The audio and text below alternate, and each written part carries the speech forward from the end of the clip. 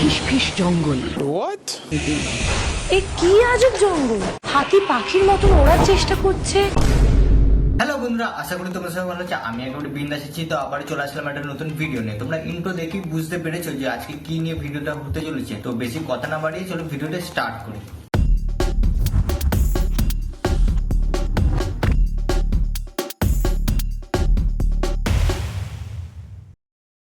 তো বন্ধুরা, আজকে আমরা একটা নতুন জঙ্গলের ভিতরে যেতে চলেছি, যেই জঙ্গলটার নাম হচ্ছে ফিস ফিস জঙ্গল। ফিস ফিস জঙ্গল। এই সবাই ফিস ফিস করে কথা বলো, চুরি কথা বলো না। এ কি আজব জঙ্গল, হাতি পাখির মতন ওড়ার চেষ্টা করছে, পাতা খাচ্ছে। আর এইদিকে গরিলা নাকি গক গক গক গক করে ডাকছে। হ্যাঁ, এখন বাংলা সিরিয়ালেও এআই ব্যবহার করা হচ্ছে। তোমরা ছোটবেলায় সবাই শুনেছে একটা ছড়া, হাতি নাচছে ঘোড়া নাচছে। এখন সেটা বাস্তবে পরিণত করছে বাংলা সিরিয়াল। আচ্ছা, সাবধান রূপবতী। আরে ভাই, তুই আগে নিজে সাবধান হ। গরিলা এখন ফুল মুডে আছে। নিজে যদি বাঁচিস তাহলেই তো বাপের নামটা উজ্জ্বল করবি, না হলে নিজেই ফটকে গেলে কি করে হবে। আরে গরিলারও আবার কাশি হচ্ছে, ওই বয়স্ক দাদুরা যেরকম কাশে না, এরকম ভাবে কাশছে। তারপর বুকে থাকে। রূপবতী, কি খুঁজছো তুমি? মায়াবাসী। আরে বোন আমার, ওটা গরিলা রে, ওটা সাপ না যে বাঁশি বাজাবি আর করে নাচবে। ওটা খুঁজে পাচ্ছি না। এবার বুঝতে পেরেছি যে গরিলাটা গলায় হাত দিয়ে এরকম গক গক গক গক করছে কেন।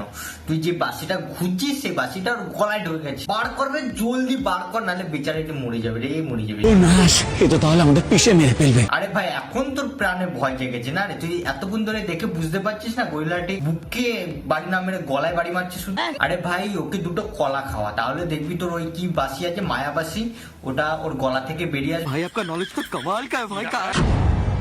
হাই রে বেচারা গরিলাটার কত না কষ্ট হয়েছে, টুকিয়ে পড়েছে, নেতায় পড়েছে।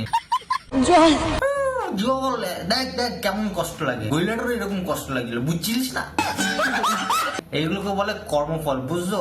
দেখো কেমন লাগে। আমি জঙ্গলটার কারোর কোনো ক্ষতি হতে দেবো না। আফ্রিকার জঙ্গলে সিংহ শুটার চলছে, তাও আবার কি ইন্ডিয়ান আদিবাসী স্টাইল। বাহ বাহ বাহ। আমি জঙ্গলটার কারোর কোনো ক্ষতি হতে দেবো না। আর একটা কথা, জঙ্গলের কারো কিছু ক্ষতি হতে দেবে না মানে জিরাফ হরিণকে বাঁচাবে, তাহলে তোমার বাঘ সিংহ কোথায় যাবে? তোমার বাড়িতে?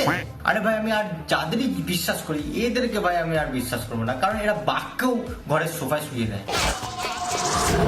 ঘুম পাড়ানি ওষুধটাতে তুই ঘুমো এবার। আরে দিদি, তুমি দেশ থেকে বিদেশে গেছো শুধুমাত্র একটা বাঘকে ঘুম পাড়ানোর জন্য?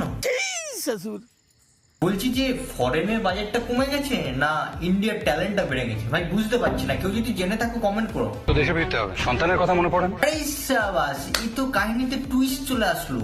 এর আবার সন্তান আছে দেশে। তো দিদি বলছি যে ও তোমার মতন তীর চালায় না। আমি আপনাদের সামনে একটা কথা বলতে চাই। ওরে সালা, মা আর্চার আর মিস স্নাইপার, বাবা। মা, ওরে দিদি, কি এম গো তোমার? তোমাকে অলিম্পিকে যেতে হতো, তুমি ভুল করে অন্য জায়গায় অডিশন দিয়ে দিয়েছো, বুঝলে? আচ্ছা, हमको सिखा रिया है। দিদি, আপনাকে শত কোটি প্রণাম জানাচ্ছি। আপনারা এভাবেই এগিয়ে যান, আমিও আপনাদের সঙ্গে এভাবেই ভিডিও বানিয়ে এগিয়ে যাব। যাই হোক, ভিডিওটা শুধু মজার জন্য তৈরি করা হয়েছে। এই সিরিয়ালটা একটা কাল্পনিক কাহিনীর উপর বেস করে তৈরি করা হয়, তো কেউ হেড কমেন্ট করবেন না। আজকে ভিডিওটা এখানেই শেষ করছি। আশা করি তোমাদের ভিডিওটা ভালো লেগেছে। ভালো লাগলে অবশ্যই লাইক, কমেন্ট আর শেয়ার করবে। দেখা হচ্ছে পরবর্তী একটা ভিডিওতে।